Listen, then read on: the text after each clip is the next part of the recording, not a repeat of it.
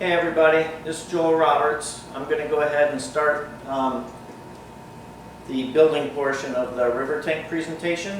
I'm going to go ahead and get this set up. It's going to be in sections as well. I've got some other stuff going on. I'm going to be interrupted partway through. So right now I'm just going to show you the stuff that I'm working with, the materials I'm going to use for the aquascaping, the substrate, and I'll go ahead and go through what I've already set up in the tank. I got some stuff prepped and ready to go, so we didn't have to do the whole thing on the video. As we go through, I'll go ahead and speed up some parts of it so you don't have to watch it all real time and get bored and turn the channel or whatever. So I'm going to go ahead and grab the camera and show you the stuff I'm working with now. And then we'll go through the build as I go. Alright, so I've already got the manifold portion done. I went over that in the presentation at the club. I have added the background, and I did another video on how I put on the background. I will have that posted as well, and it explains how and why I chose the portion of the background that I did and put on there. I have also glued a couple strips of styrofoam in here to fill these voids between the manifold pipes, and I didn't glue them down super hard. I just put, a few little dabs here in the middle, and then again at that end, just enough to hold it down so it doesn't come up. But if I do decide to take it off later, I can pull it out. It still might take some razor blade scraping to get it off, the silicone portion anyways, but that's not that big a deal. None of it's too close to the seals of the tank, so I won't have to worry about that. Or if I just decide to leave it on there, as long as I'm not doing bare bottom, you'll never know because it'll be covered with substrate. So I've got that on there. I'll go ahead and explain the manifold real quick too for those that didn't see it, who weren't at the meeting. How this works basically is the water gets drawn in here. These are the pre-filters. I have sponges that go over these in the sump of my 300 gallon. They're being seeded right now with bacteria. They're basically going to work the same as a sponge filter does with air, only it's being fed by a power head. So these pre-filters you can get at Home Depot in the pond section. I believe it's 9 something. It comes with the black base here that screws on, and then the I guess the brace here, and it comes with an extra sponge as well. So that's not bad for $9. And what I did was I just screwed the base portion onto a threaded piece of 3/4 inch pipe here, and it's got the thread adapter on it, and it's just a slip fit, and that goes over 3/4 inch PVC. The fittings that I used a total of 6 T-fittings. They're 3/4 inch as well, and you can see there how 2 of them stick up and 1 goes straight across to go in the middle. I used 4 elbows. I've got 2 on each side. And there's the other 3 T-fittings. Now, because this is kind of a narrow tank, this is a 40 long, by the way. It's the same exact size as a 55 gallon, it's just not as tall. That way I don't have to worry about trying to get, a higher column of water to flow from one end to the other, being that it's a river setup. So the shorter it is, the easier it is to accomplish the effect we're trying to work for. Anyways, because of the width of the tank, I actually had to cut off about 1/8 of an inch on either side of the T-fittings, on both sides. That made it small enough to fit inside here. If used like the whole T-fitting, it would be too wide and won't fit in. And I wanted it to be a little narrower than just the tank itself, a little more narrow. I didn't want this front PVC pipe touching the glass. I wanted there to be enough distance so I can put some substrate in there and you won't see the PVC. I'm going to want this to look as natural as possible, and I've already got to try to hide the power heads and the filter, the intakes over here, and I don't want to have to try to hide that as well, as this will make it easier at least to do it. Another thing that I talked about at the during the presentation was not putting the substrate in until you actually get your power heads on there. I use the AquaClear 70s. They have flow control on it, so you can adjust the speed of the flow or the rate of flow. They go up to 400 gallons per hour. So I'm going to have approximately 800 gallons per hour with these. Where I have it set up right now, this is a temporary location. I will be putting it on its own stand in another room. And when I do that, I will be adding a canister filter to it. Now, if you're going to add a canister filter to this type setup, you have to make sure that you put the intake on the same side as your intake on the manifold, and put the output of the filter on the same side as the power heads. That way that continues the same cycle, the same flow from right to left or left to right, whichever way you set it up. I really wanted to set it up the other direction, going from left to right, but the pieces of wood that I'm working with, just it wouldn't work that way. These are some really cool pieces, and I want it to have the effect that basically the current has pushed it and it's following the flow of the current. If I had done it the other way, I could still do it, just the piece of wood, I mean, you lose this part in the back here and it's just not going to look as good. I mean, this is obviously the better side of the piece of wood. So I got stuck with having to go the other way with it. Now if the tank was on the other side, that would work, but this is where it's at, so I got stuck with it. It also would have made it easier because that's the side that the flow control is on the power heads. If it was on the side facing me, it would have been much easier to adjust the flow on those. So I'm just going to have to memorize which way I have to turn these dials to make it go faster or slower. It won't be a big deal. I just got to remember to pay attention to which way it is. So that's why I have it the way I do. So what we've got to work with, I already showed you the driftwood. Basically it's going to set up as a tree type thing, and I'm going to add this one to it and make it look like it's part of the tree. Right now they're different colors because this one has been in a tank for quite a while. This one has not. They will eventually turn to the same colors, I hope. I am going to have plants tied to the branches, so hopefully that will hide some of it too. I don't know how long it will take for it to change colors, so we'll just have to roll with that one. And this is the rock that I'm using. I'm not sure on the name of it. I actually had gone back and gotten more because I have some in my planet tank, and I forgot to look at the name again. When I find out, I will add it in the comments below. But I really like the rock. It has a lot of texture, and it looks like the expensive stuff they use for aquascaping. And most of this I started with just really big rocks because they don't have a whole lot of small ones. Most of them were about the size of this rock here. And I wound up breaking it up with a hammer. Now when you break it, it winds up chipping off and making kind of sharp edges. And what I had to do is I had to go around on all the edges and tap it, not too hard, but hard enough to basically dull the sides. I didn't want to have a bunch of sharp edges for the fish to get cut on, or myself trying to clean the tank.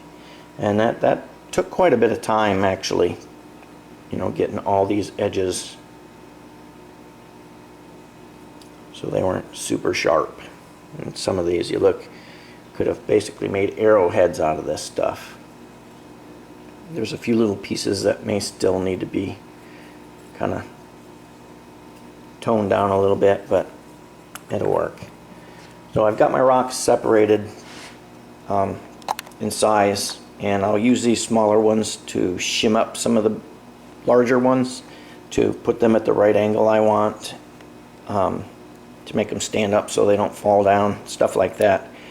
And then also some of the smaller ones around the base of them, so it looks more like it's blended in. Some of these are really cool and have like ledges that the fish can go under and what have you. Now the trick is going to be setting the rocks up the way I want and still have the room for the driftwood and the plants. This is a 4-foot tank. Ideally, like a 6 to 8 or 10-foot tank would be awesome for this. If I could get one the length of that, that would be really cool. Someday. Right now I gotta do what I can do with what I got.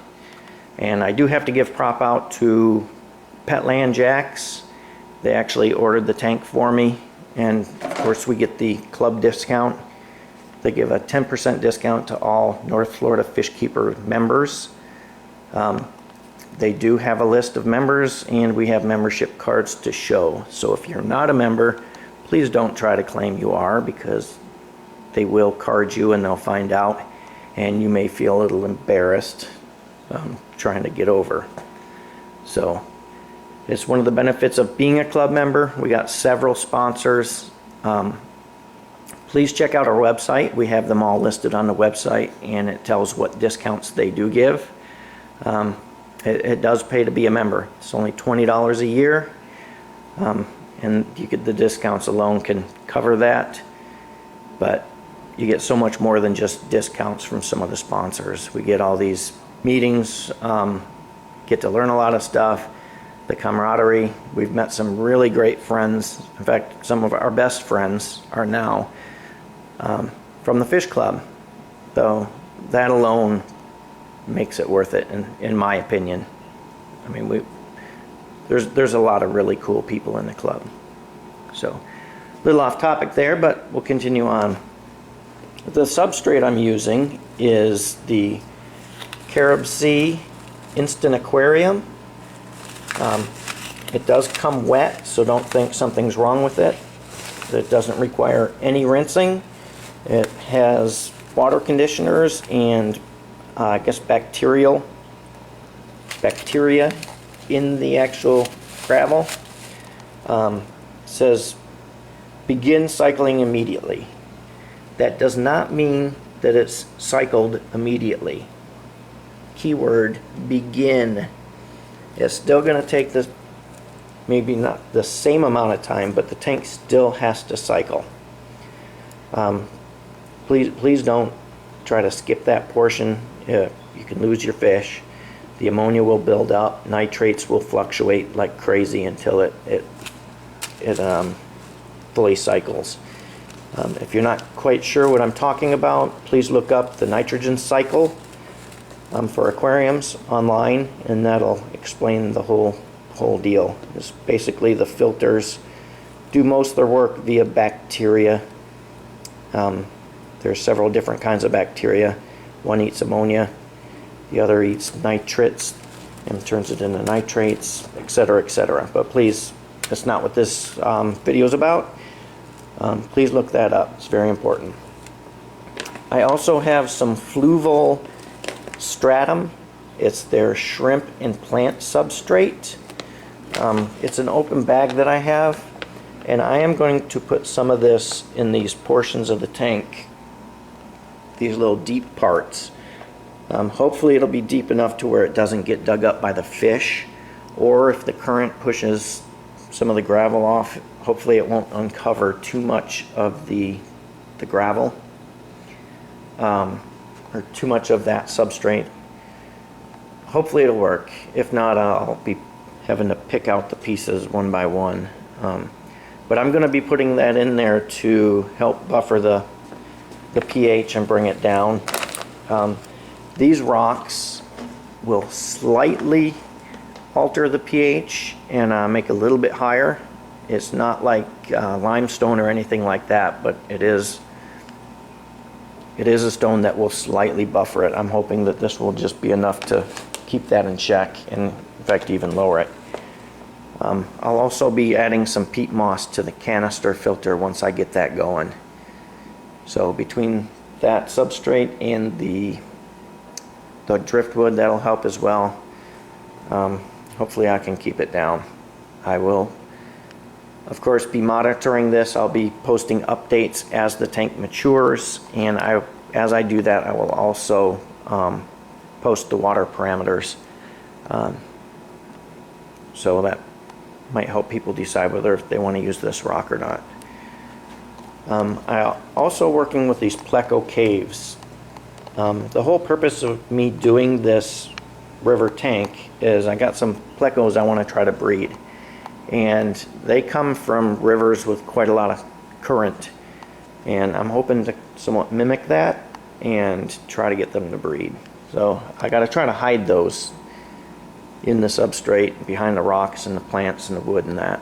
And that's not going to be easy, but I won't be able to hide them completely, but I'd like to camouflage them a little bit so they don't stand out like a sore thumb. I'd like it to look as natural as possible. So that's where we stand. Like I said, I'm going to go ahead and I'll set up the tripod and I will record as I go on. Oh, one thing I forgot. The powder that you see in here, this is the bacterial powder that a lot of the aquascapers and the shrimpers and stuff like that use. It goes into the substrate, and it's not proven, it's just kind of a theory that I have. I think that this helps prevent dead spots in the deeper substrates. They use these in the aquascapes, and sometimes you see like 4 or 5 inch deep substrate, and us who just keep fish know that if you do that with the normal gravel, you wind up with dead spots. And a dead spot is an area where not enough oxygen gets down to that part of the substrate, and anaerobic bacteria start growing, and they actually produce, I think it might be methane gas, and that is toxic to fish. I've had fish who have dug down into the substrate to the dead spots, and they wind up getting almost like duck lips. They look like some girl who, I guess, has gone crazy with plastic surgery with Botox on her lips. Literally. It can get bad. It can actually wind up killing the fish as well. But I believe that this bacteria powder that they're putting under the substrate helps prevent that. I cannot say that it does for sure, but it's a theory, and I will be testing it as we go here. So there's that. And I mentioned earlier about not putting the substrate in until you get your power heads in.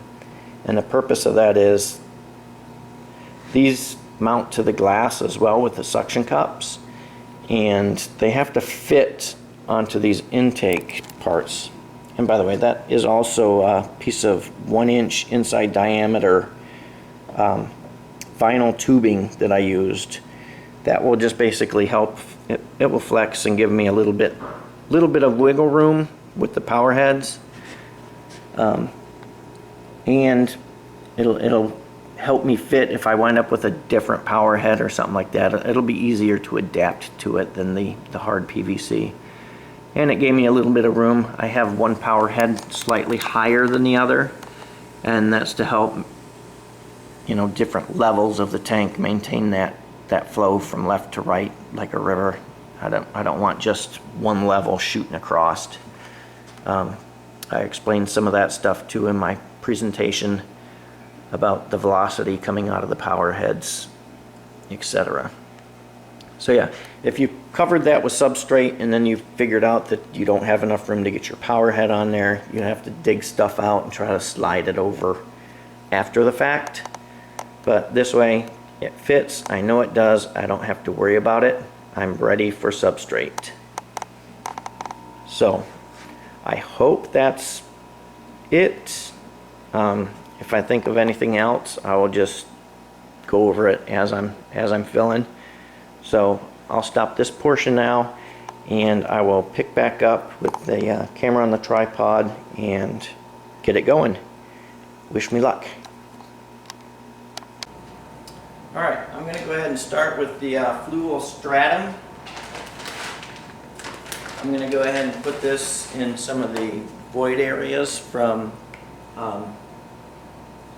the manifold.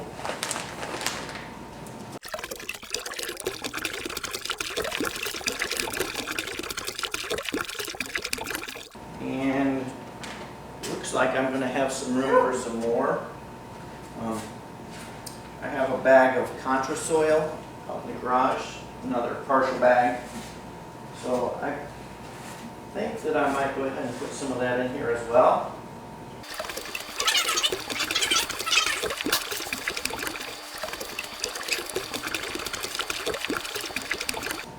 Yeah, I see a few more spots that I'm going to need some more.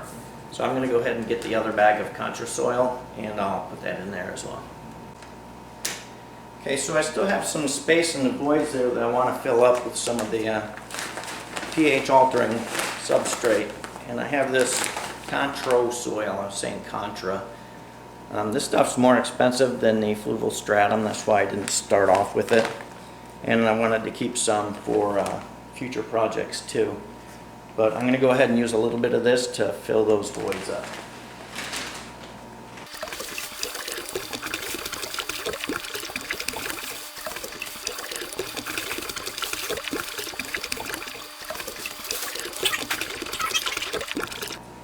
So I got a brush here. I'm going to go ahead and brush the substrate into the places I want it. This will help serve another purpose too that I was somewhat cautious about. I was a little bit worried. I didn't want substrate, the gravel, getting stuck between the PVC tubing and the glass of the tank in the back where it's pretty close. I just didn't want pressure pushing on those rocks too much onto the glass. So this will give me a little peace of mind there. Probably really nothing for me to actually have worried about, but the thought was there.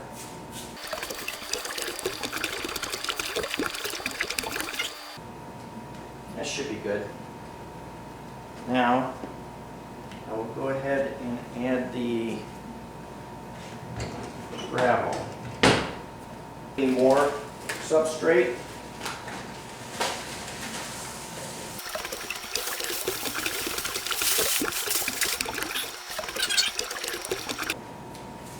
That substrate actually comes with a little packet of dechlorinator that you can add before you add the water to the tank, if you're using city water.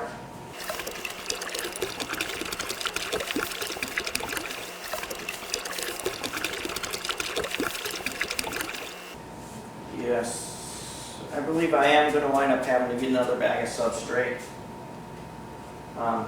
So what I'll wind up doing is I'll go ahead and set this up the way I intend to, and then I'll get another bag of substrate and kind of fill in between the rocks and stuff like that. But as of now, I'll deal with what we got and set it up. Keep going. Making a little mess here. I'm gonna have to vacuum later.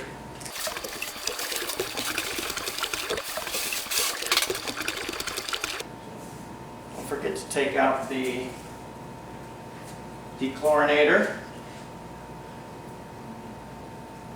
Go ahead and put this up here too for. Oh, these are different. I don't know why these are different. It's the same type of substrate, but we have one, it's a dechlorinator, and this is biomagnet clarifier. I'm not quite sure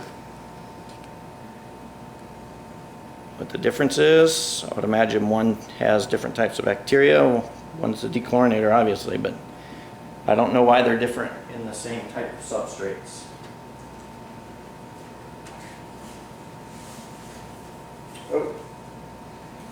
Okay. They have a bag of each in each bag, so I gotta search for the other bag of stuff in here.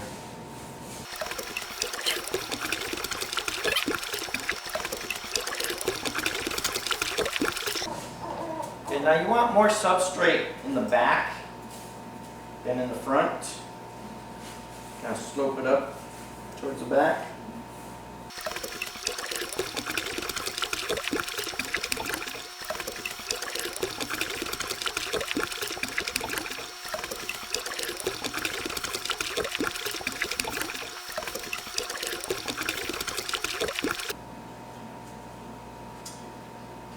Yes, I am going to need more substrate than that. Like I said, I'll go ahead and finish going. And also you're going to want more substrate towards the power heads because it is naturally going to kind of tumble down.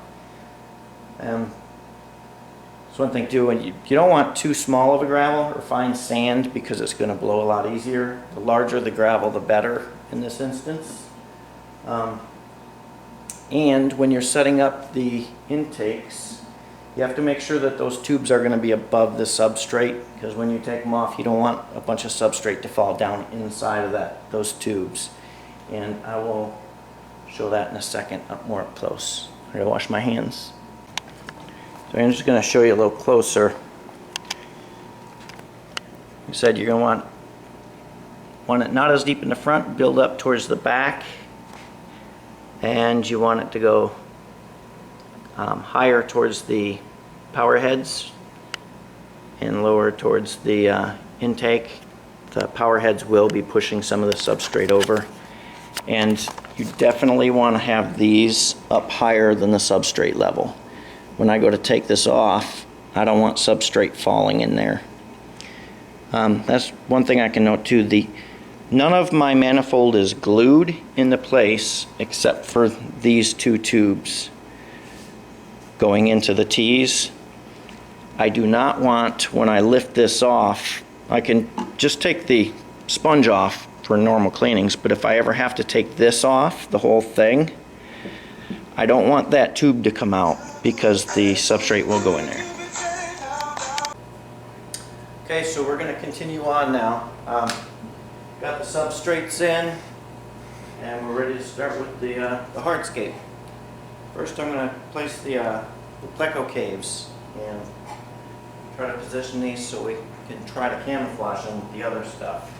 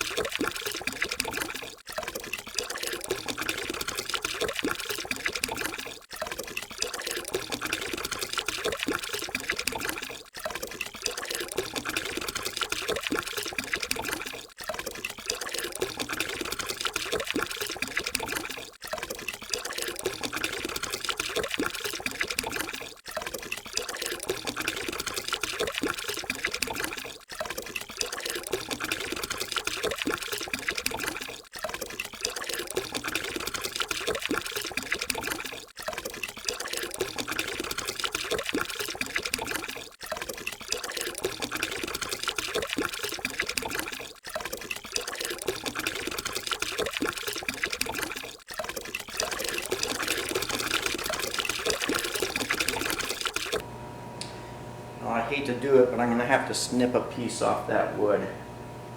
One of the branches is sticking back here where I have to put a rock. It's a hard thing to do. Got a nice piece of wood and you're going to snip stuff off of it. But it's got to be done. We'll cut back when I'm done. Okay, I got the snips. Just having a hard time cutting that piece of wood. So I'm going to shuffle the rocks around a little bit and see if I can get it to fit in there. Let me give you a close-up of what I'm dealing with here.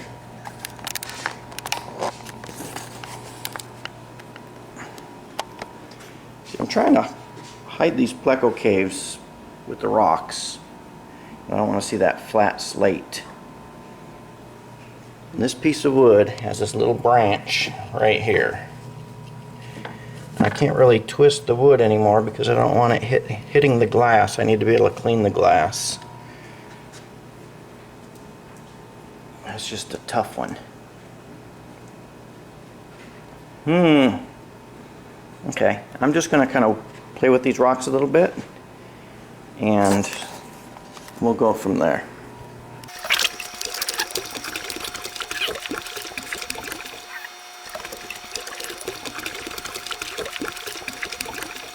Yes, I'm avoiding that.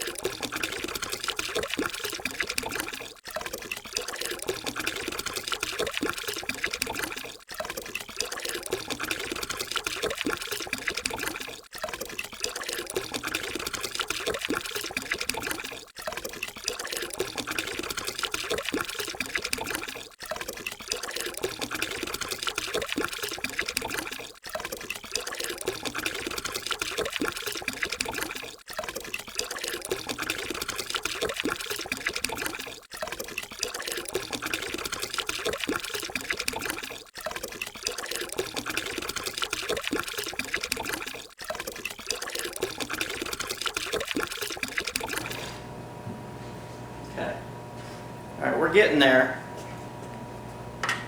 And my battery's about to die. Let me get a zoom up here real quick. We're getting there. Having a hard time keeping the wood off the glass, like I said before. I need to be able to get in there to clean that. And it keeps pushing itself back out.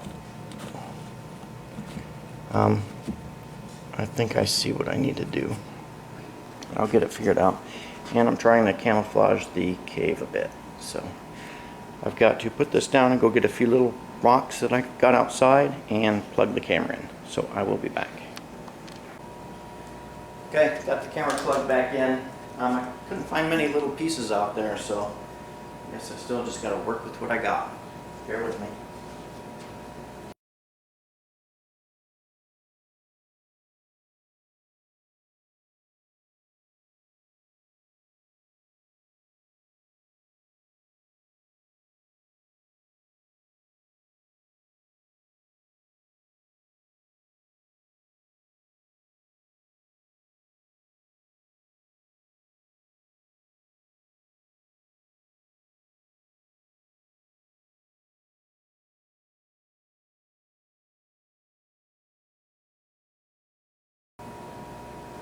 I think this will do.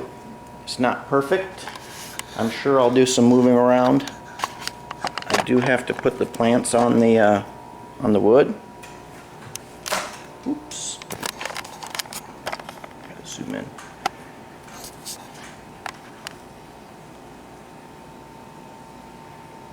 But I think this will do. Can still see the cave in a couple spots, but I think I hit it pretty well. Now, I didn't completely hide it. If I want to see if anybody's in the cave, you can see in right here. Now if they're in there spawning, you'll see the male's tails will be sticking out, fluttering as they're fanning the eggs. So, like I said, I do have the plants to put on the wood. I'm not going to be able to do that today. I will probably go ahead and put some water in it and get it going, start cycling it. And okay, I was saying my battery died when I was talking there, but this is going to do for now. I'm going to go ahead and put some water in it and let it get cycling. I cannot put the plants in it today, so I guess what I'll probably do is go ahead and drain most of the water when I go to put the plants on, so I can tie them onto the branches, and then I've got some other javas and stuff that I'm going to put on some little lava rock or something and tuck it behind some of the rocks. But I think this will do. I'll go ahead and fill it up, and I will get a quick shot of it. Alright, tank is filling up. Isn't this fun?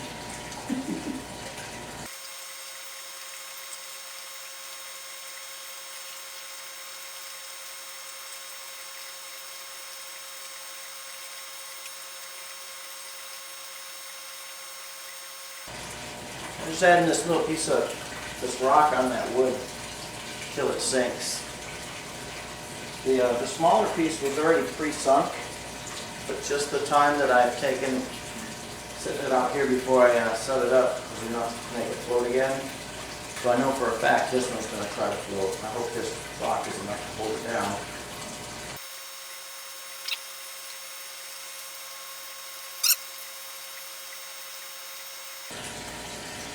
This would be really nice to do with a drilled tank. You'd have the pumps underneath and a sump, and basically just have the pipes come up from the bottom and have an elbow on it. It'll be so much easier to hide than these big old power heads and the sponges over here.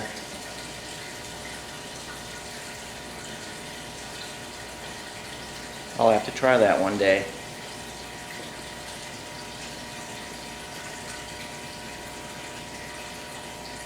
On a longer tank. That'll be my 10-footer.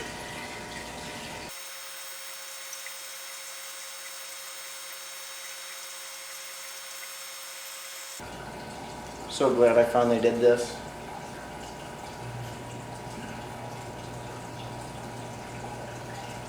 It's been on my to-do list for quite a few years. Okay, so here it is. Pre-plants. It's full of water. Power heads are on and running. Dechlorinated. Got the biological stuff put in there. I'm sure I will do some shifting around. I'm gonna drain the water down to put the plants in. So I got the Bucephalandra, some Physidins, some of the mini Nubius. I've got some, what do we got? A couple different Java ferns, and some Java moss. So I'll get it pimped out. Yeah, okay, I'm trying to be cool, right? Yeah, here it is. I hope it was worth the wait. I think I did a fairly good job hiding the Pleco Caves. First glance, you'll never even know they're there. Like I showed earlier, I'll still be able to tell when somebody's in them using them. That rock shifted a little bit. I have to lean it forward, but I can look up and I'll see their tail sticking out. Same within here.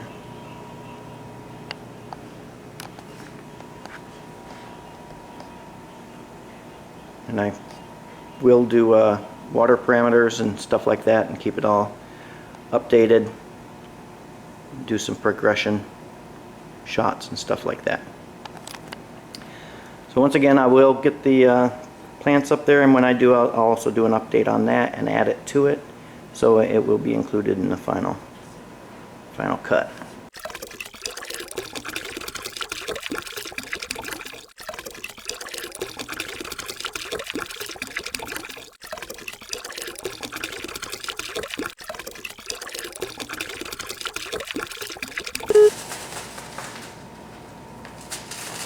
Sorry, dropping out of camera view here.